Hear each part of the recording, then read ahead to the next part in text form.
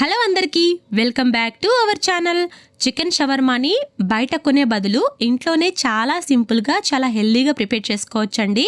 జిమ్కి వెళ్ళే వాళ్ళైనా డైట్ని మెయింటైన్ చేసే వాళ్ళైనా ఈ షవర్మాని ప్రిపేర్ చేసుకుంటే ఇంట్లోనే చాలా టేస్టీగా ఉంటుంది, చాలా హెల్దీ అండి.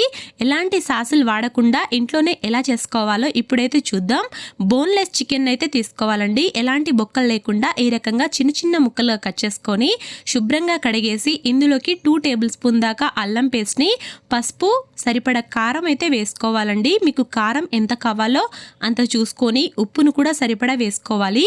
ఇందులోకి మిరియాల పొడి వేసుకోవాలండి. కొద్దిగా లైట్గా గరం మసాలా వేసుకోవాలి.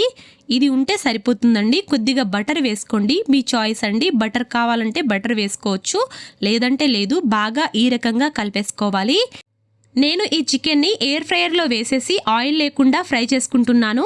ఎయిర్ ఫ్రైయర్ లేని వాళ్ళు గ్యాస్ మీద ఒక ప్యాన్ పెట్టేసి కొద్దిగా ఆయిల్ వేసేసి అందులో ఈ చికెన్ని ఫ్రై చేసుకుంటే సరిపోతుందండి.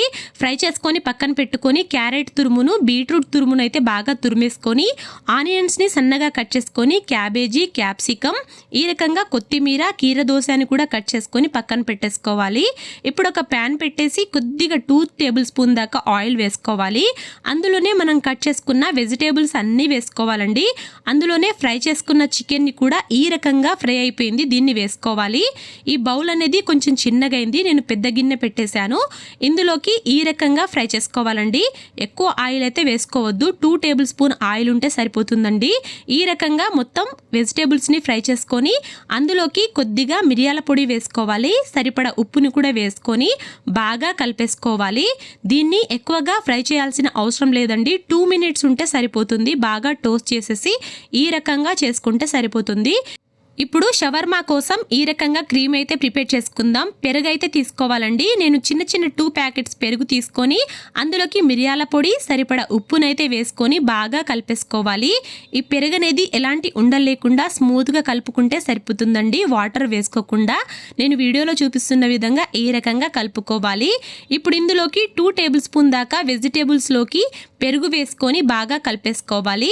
ఒక చపాతీ తీసుకొని ఈ రకంగా మీకు నచ్చిన షేప్లో చపాతీ చేసుకోవాలండి, పెద్దగా చేసుకొని అందులోకి మనం రెడీ చేసుకున్న వెజిటేబుల్స్ అన్నీ ఈ రకంగా వేసుకోవాలి.